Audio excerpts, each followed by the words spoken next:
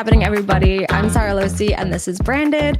Larry is currently recording for ABC, so apparently that's more important than our podcast. I guess I get it. But thank you so much for joining us. Our guest today is Tim Kalinowski. Said it right, I think.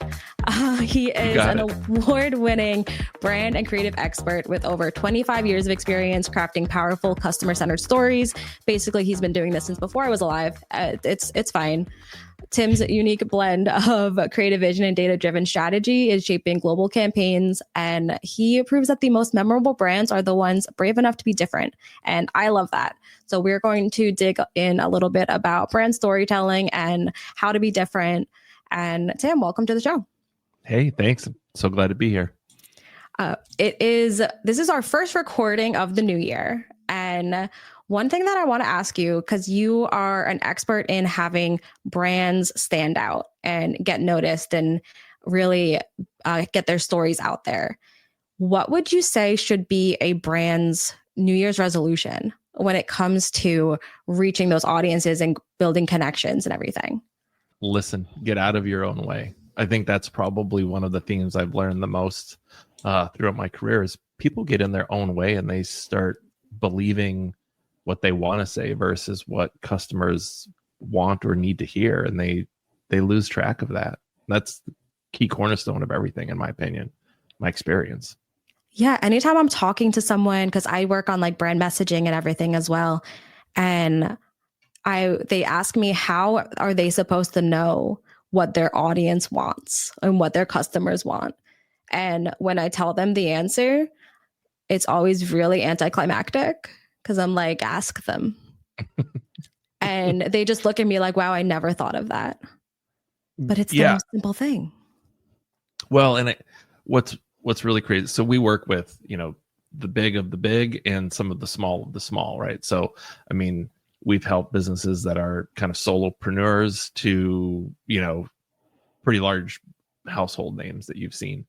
And the one thing that seems really interesting to me is I see it both internally within marketing departments of companies and just even with smaller businesses where they haven't asked the questions, or even with salespeople where I've had a salesperson say, well, this is who our audience is. And I'm like, do you really understand who they are? And then have you done the math to understand if I only focus on who I think my core audience is, am I taking that circle and making my audience bigger continually to understand who else could benefit from my products or services?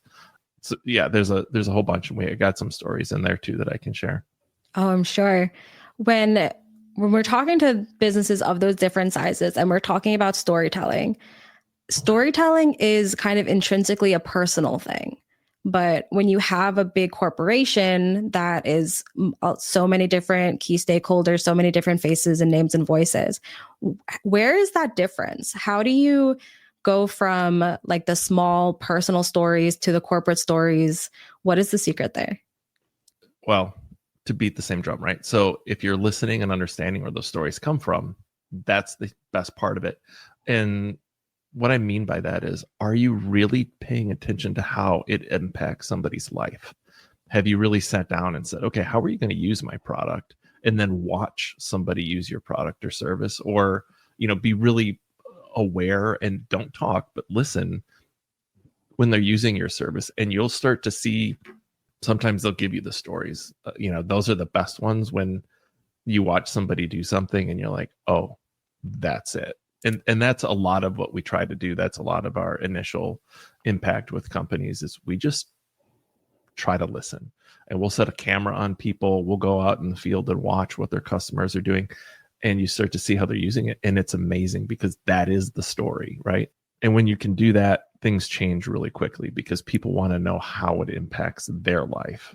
And that's really the special sauce. It's understanding them. I think the front page of our website, the first thing it says is, it's not about you, it's about them. And I'm paraphrasing it, but that's basically it. You're not the hero of your own story. Your customer is the hero of your story.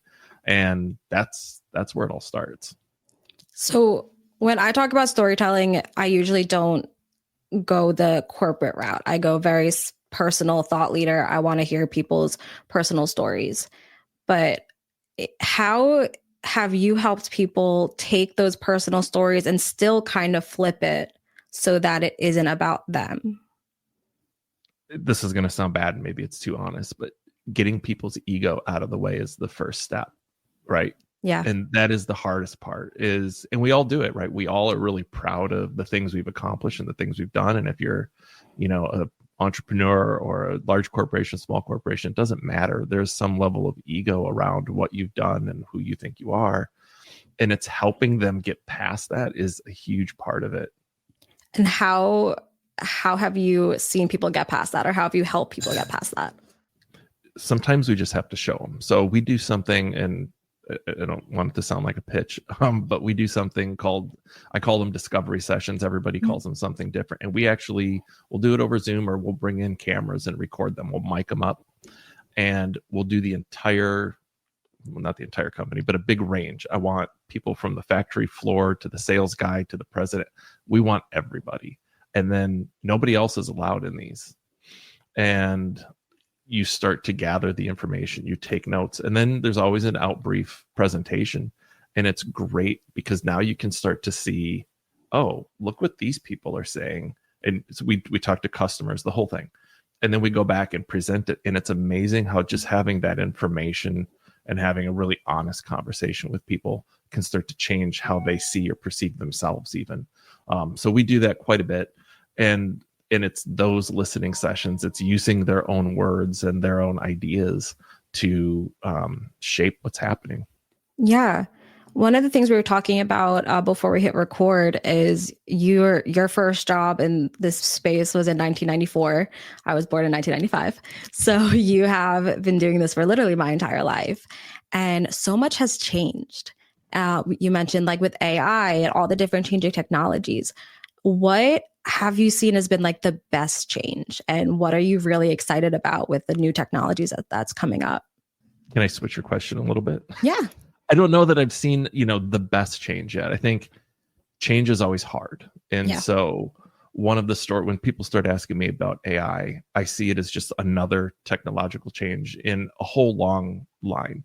That job that I was talking about in 1994, one of the things they had back then, printing plates were still made with basically large negatives.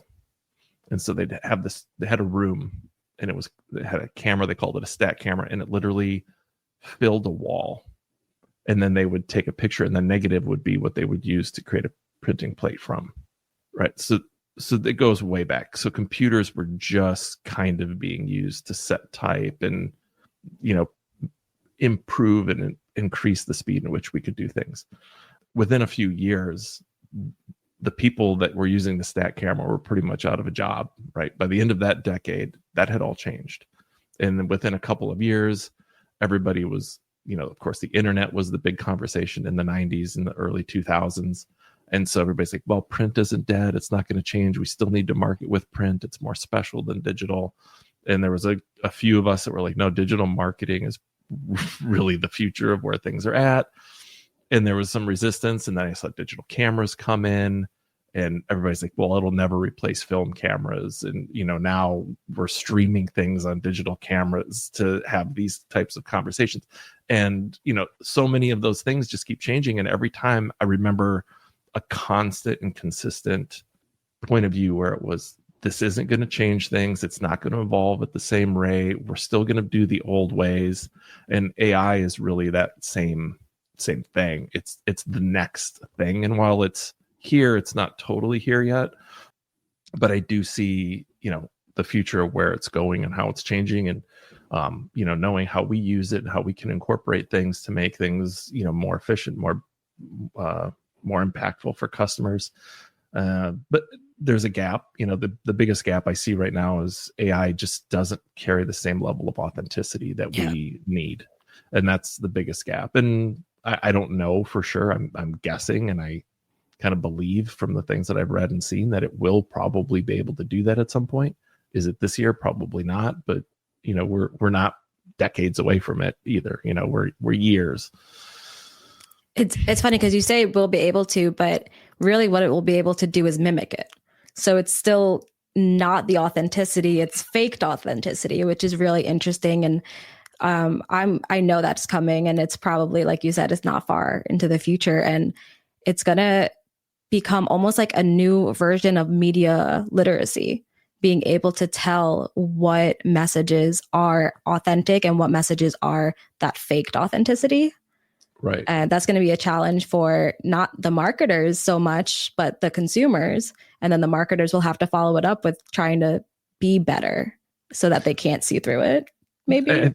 No, I think you're right. I mean, customers, so we've seen, and I'm sure you've seen it since the pandemic, there's a level of cynicism that has come into play, right?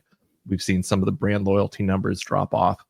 Oh, excuse me. They're still pretty high though, right? 81% of consumers, still want to trust a brand before buying them. And, like 95%, it's in there. It's very high in terms of customers want stories that they can trust, that seem authentic. So that need is still there. I don't see that changing. And if you look at human history, how we tell stories, shapes culture in a really big way. So that's how we're wired. Like, this is part of our DNA. This is part of the psychology of a human being. We want authentic stories, and that is how we've always been wired. So that's not going to change in the near future. Who knows what implants they could put in our brains, or crazy things can happen. But oh gosh, we still, we're still human. We still want authenticity, and so yeah, I don't see brands being able to shy away from that. And I see customers driving the need for authenticity because they're still cynical, and they still want the truth. I mean, we see it in politics. We see it in consumerism. People want the truth. And so they're going to call BS if they see somebody that's just leaned in too far, too quick to AI, and it's not authentic. It's not going to resonate. Yeah, I think marketing has seen such a drastic change, because if you look at almost all marketing now, at least the marketing that's doing well and what's actually performing, it's not sales messages anymore. And for years and years and years, if you got a good headline and a good sales message, you're good, you're golden. And that changed and was replaced, thankfully, with that authenticity, with that storytelling. And then AI came. And now I think AI is actually making things more difficult instead of making things easier, like it's supposed to, because you can create so much content really easily, but it's not what people want. And with the stories, I think it's going to, like, AI will never go away, but I think it's actually almost harming itself, because people are wanting to get that real so much more than they want all of this massive amounts of content. Yeah, I mean, I agree with your point. I mean, just look at social media and how social media has changed even in the last 5 years, not even the last 10 or 15, right? The thing, and I still believe this, I had clients that didn't believe me in like 2019 and 2020 when TikTok was starting to take off. And my point was, they are micro stories. And, it used to be a minute. Right now it's gotten longer, but they were videos, so they were harder to fake. Whereas, people could Photoshop an image pretty easily, or, so it became more real.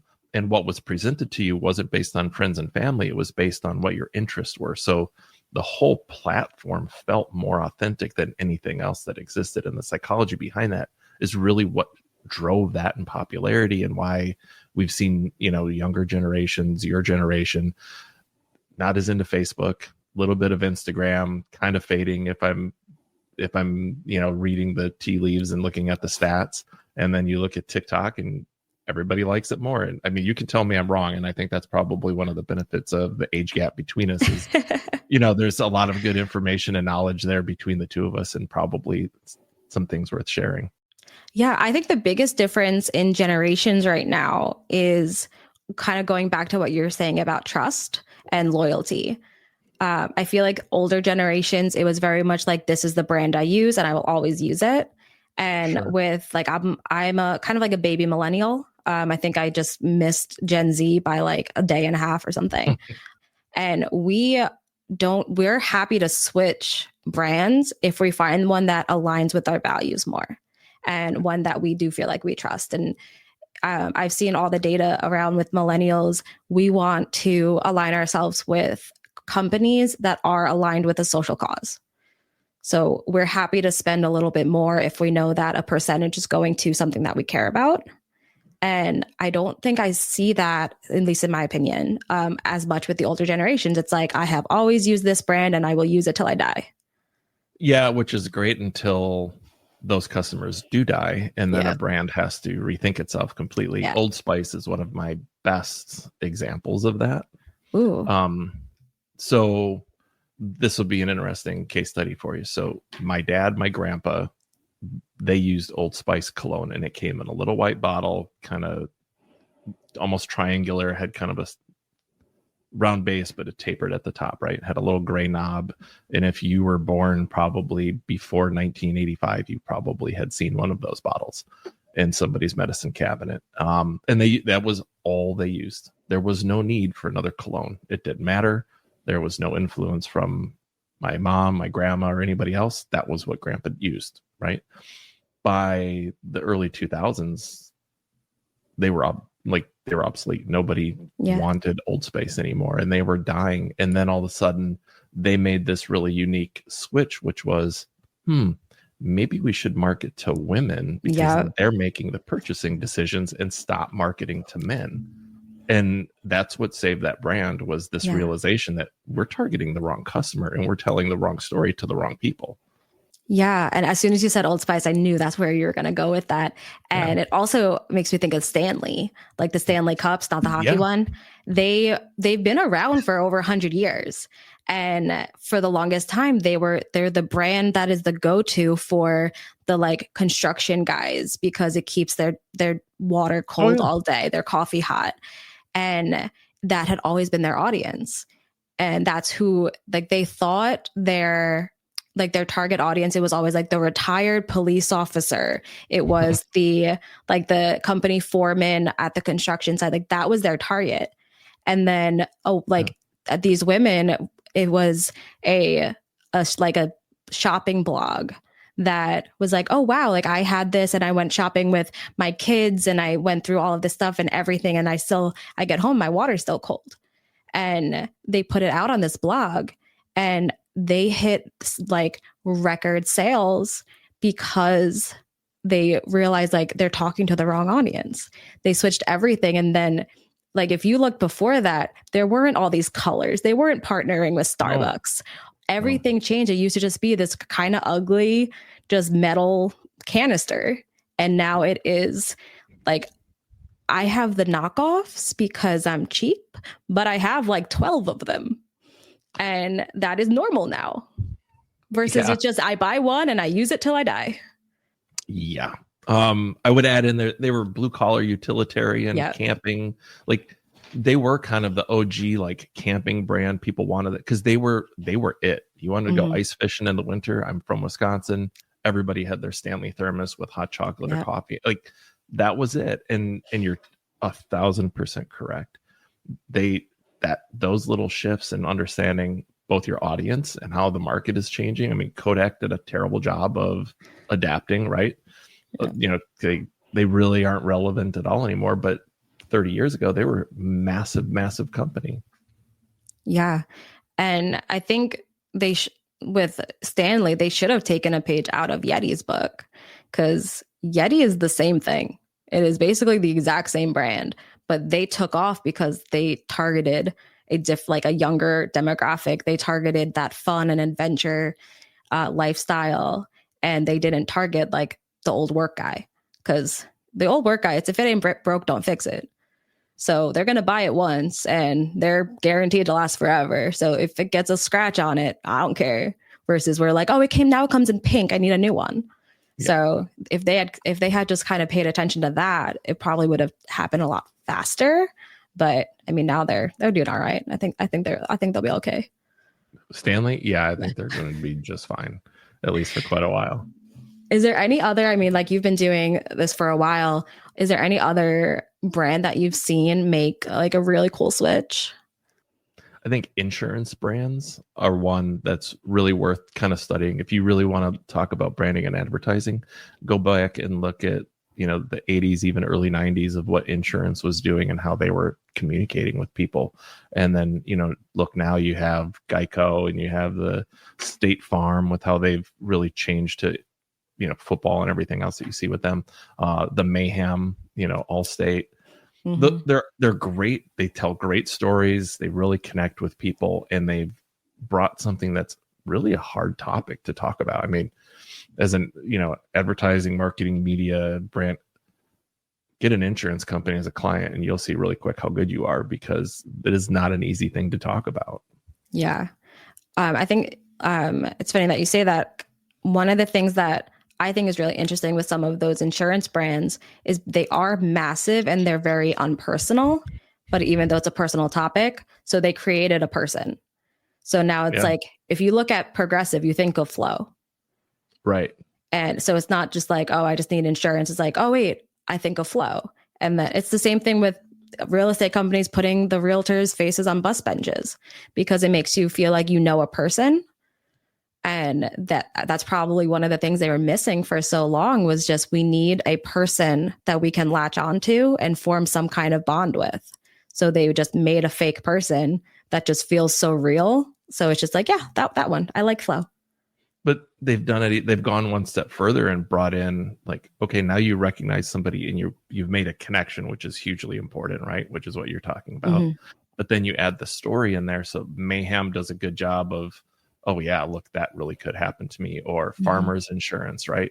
Where they say, well, these are real stories. And people are going, yeah, I guess that could happen to me. Or Aflac with the duck and right, like they all have the same model. They've kind of figured out the formula, but they've done a lot to change.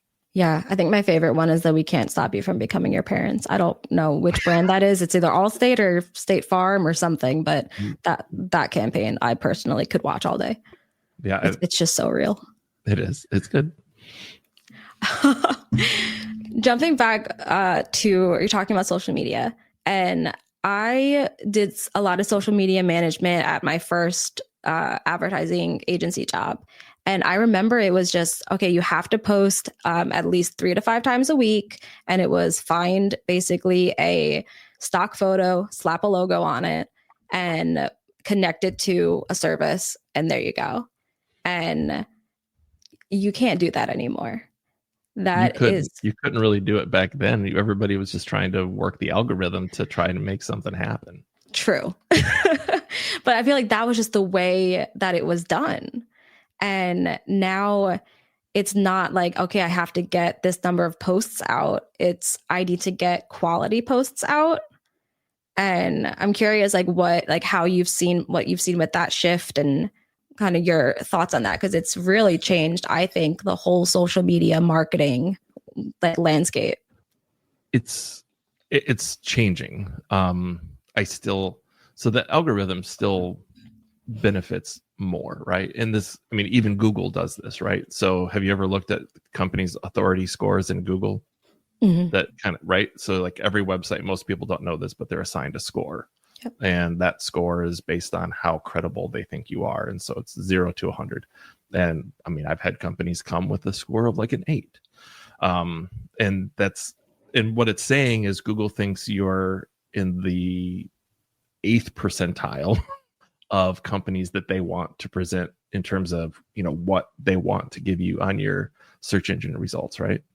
Social media is the same way. They're looking at, are you giving good information? Because their product is us, right? Yeah. So they want the best content creators, and that's who they're going to present and push out to people. And so, yeah, the better quality that you're creating in terms of stories, in terms of content, that matters. But unfortunately, the amount also matters. And that is where the rub really comes today, is how do you figure out how to create the best stories, the best content in the most authentic way and deliver still, 3 to 5 times a week, or in some cases 3 to 5 times a day. And that's not an exaggeration. Yeah. What I've found is if you can get and so we do this with clients too, what is your narrative? What is the core? What is that red thread that's kind of goes through everything? And finding that can be really hard. Sometimes it's easy, sometimes it's hard, but if you can find that makes your content that much better, right? everybody talks about brand guidelines and, oh, they're restrictive and I can't work within that. The truth is, if your brand and your guidelines are created at a high level in a very, very good way, you'll be able to make so much content and make it so much easier, because now you know what that kind of thread is, what the base for every story is going to be. And it's what your customers want, right? That comes down to a brand equals trust. That's the simplest definition. And so if your content is consistent and you are providing what your viewers want, they're going to listen, they're going to watch, and they're going to follow you because they want to see what you're doing. And so finding that thread, that is the key to really creating great content and like making it easier and faster, and not sitting there wringing your hands going, what do I have to post today? What should I make? I haven't thought about, like it's a really awkward situation, but that's the truth, is you can make it much easier on yourself if you can figure out what the recipe for the formula is. Yeah, I feel like it's extra awkward and extra just difficult with things like personal brands, because how much can you say about yourself? And at least for me, like I hate it. I tell everyone like you have to be on social, and then if you look at mine, it's like, oh, I forgot to post this year. But when we're talking about trust and we're talking about stories, you have to be telling the stories that are honest and authentic, but you can't only be showing your highlight reel. I feel like you also have to be showing the negative, the mistakes and all of that. How do you find that balance? Like, what do you recommend people do as far as actually showing some of the blooper reel instead of just that highlight reel? Well, it comes back to, can you laugh at yourself, right? And so that's probably the litmus test for those things. Like, you want to find that middle ground between where you're taking away from the brand, where you might be opening doors of like, oh, maybe I can't trust that guy. He's, kind of weird or off, or its product isn't good. But you find that middle ground where there's some kind of authentic element in you where it's like, hey, I want to laugh at myself. This is what happened. And I think that's the test, is to find that, like, can you laugh at yourself about something? And is it laughable for other people to see? But that's probably where I would say test the water there before you went. Because I've seen people go too far the other way, and it's like, well, no, don't show me how easy it is to break your product, or don't, like that's too far. But if you want to tell me these stories or, little tidbits about something that's funny that you want to poke fun at yourself, that resonates with people. If you know me, you know that my kind of whole brand story comes back to a really embarrassing tattoo. So I launched my whole career on talking about something that I did that was probably not the best. What's yours? What is your, I shouldn't talk about this, but I'm going to, because I have to laugh at myself story? Well, you know what? I'm the worst at doing that. I'm far too serious of a person, I think, sometimes. Oh, you got to fix it. Yeah. And that is, now if you ask my family, they probably have 1,000 things. I have a 15-year-old daughter that would tell you right now that I'm probably the most embarrassing person in the world. Naturally. The thing that I probably need to laugh at myself more about, and maybe it's evident here, is I want to and preach all the time about being a great listener, and unless I put my like conscious I'm a listener hat on, I talk way too much. Oh, same. Yeah, like sometimes I'm like, shut up, why are you doing that? And I could probably make post after post of just me rambling without making any sense. So basically you could have a podcast by myself. Yeah, for sure.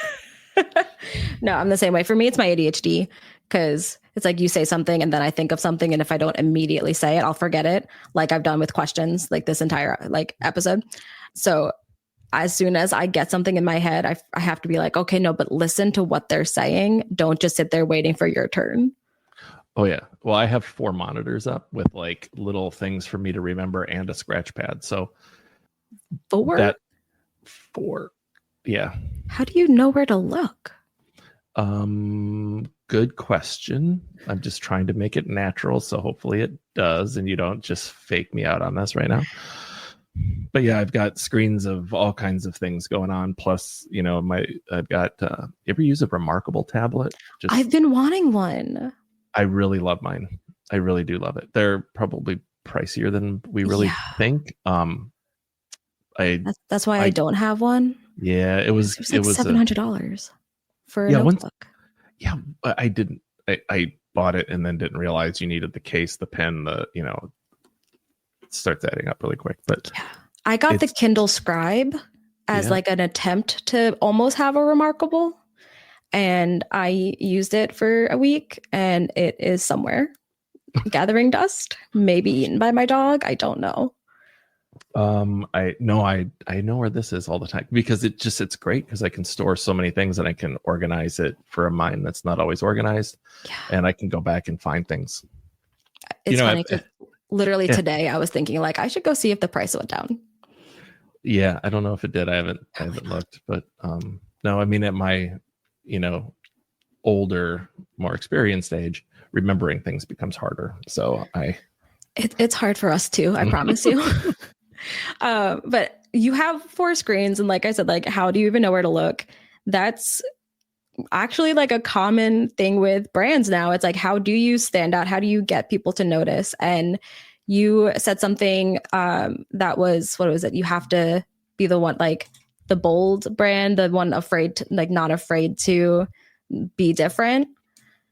Talk about that. What is it that as someone looking at 4 screens, what could pop up that would actually grab that attention away from the other 3? Well, I mean, good content is good content, right? Like one of my favorite quotes is "Things done well never go out of style." Oh, yeah. And to be honest, if you really, I mean, that holds up no matter what, right? If you look at athletes, Michael Jordan has never gone out of style because what he did is great, and there's no other way to look at it, right? So he's still relevant, almost 30 years after winning, back-to-back championships in Chicago, right? So it never goes out of style, and just being great and focusing on doing things well. And I guess that also goes with understanding what good is, which I think for some people is a little harder. But you can find that and you can learn that, and it's some people have it intrinsically, but it's also very much a learned thing for most people. And so you can figure out what good is, and when you see good, it will stick out. I promise you that.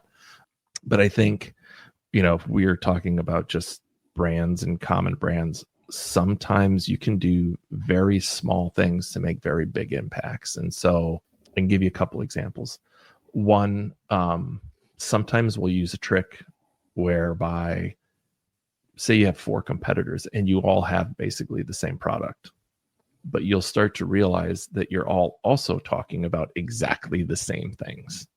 So a bold brand is going to be the one that picks some benefit, something to wrap a story around. And even if everybody else has it, if you do it well and you put it in the market in a big way, not kind of hide it on one social media post, but put some dollars behind it, get it in front of people, you will basically create doubt in the mind of the customer of the other 3 brands, because maybe you're talking about one little thing.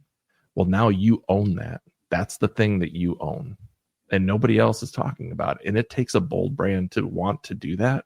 But those types of things, that kind of shift, and you can always introduce other things. It doesn't mean that you have to only do that. But when you start that and you do it in a big way and you do it well, you will stand out. And all of a sudden you put this doubt, like, well, wait, why are they talking about that? Did the other ones not have that? And then you become that brand that's just, oh yeah, I have this, and everybody will talk about that. And there's little tricks like that in advertising that translate into storytelling and branding that can make a huge difference. I think chewing gum is like a really good example of that. And because gum is gum. It's just that it's very simple. We all know what it is. There's nobody that's not like on board with gum, but they had to find those things that they could latch onto and like be like their kind of like their stake. And one of them went with like the dating route. Like, you don't want bad breath. You want to stay kissable. The one that I remember the most, which is funny because it's a brand that I never see anymore, and I think they might be dead, is 5 Gum. And their commercials were like how it feels to chew 5 gum. And they almost went like the perfume route of like, how do you advertise a scent. I guess it's just some weird walking through a forest and there's drapes for some reason. Like it's just the weirdest commercials, but they're memorable. That's kind of what Five did. They just had the strangest experience related to a piece of chewing gum. They've all, I mean, through history. I mean, if you won't remember these, but if you go back and look, the Double Mint twins. I remember those. Okay, you remember those. Okay, I didn't remember how long they lasted, but right, Double Mint. It's not even that good of a gum because it doesn't like it's good, but it's not great. But that lasted for probably 40 years as a campaign. Was that because they were just attractive? Was that like just a sex sells kind of campaign? Well, I mean, they did it with men and women, so yeah. But I think it was just fun. It was catchy, and there was a little tune, and but it meant nothing about gum. Yeah, it rarely does. But no, I think we see that a lot is brands will start to really increase in popularity. And you kind of said this before with ego and laughing at yourself. The ones that find just that kind of just kitschy hook that makes it like a little more personalized and a little less like corporate. It kind of just makes it like this company doesn't take themselves too seriously. That's when they really find their audience. Yeah, for sure. I mean, you see it with, Wendy's is phenomenal at that. Mm-hmm. You have to follow them on social. Like, I think my dream job at one point was to be the person that handled Wendy's Twitter. Yeah, it's so good. It's so good. So good. But they do it in they flip the story on its head a little bit and have some fun with it and poke fun at other people, and they get attention because they're willing to be bold and different. Yeah. No, I love that. Well, we are almost at the 40-minute mark, and Larry is going to kill me if I don't wrap it up. So where can people get in touch with you, find out more about what you do, and work with you if they want to? So in the best of storytelling, we chose the name Lore for the business just because everything should be some kind of lore that's existed over time, right? So, and it also sounds like a Taylor Swift album. I love it. I'm going to go with that's a compliment, but I never thought of it that way. That is actually kind of unique. And I don't have a thing against Taylor Swift. She's iconic. Something that everybody should probably pay very much attention to her. 100%. You can't deny that. So, but anyway, yes, Lore is the name of the business. LoreTold.com is where you can find us. And of course, if you look up me on LinkedIn, it's Timothy Kalinowski on LinkedIn. You'll find me and the business, and we can go from there. Awesome. Well, if you guys found some value here and want to continue telling your stories, which I know you do, hit that subscribe button. And thank you so much, Tim, for being here. And we'll talk to you next week. Perfect. Talk soon. Thanks.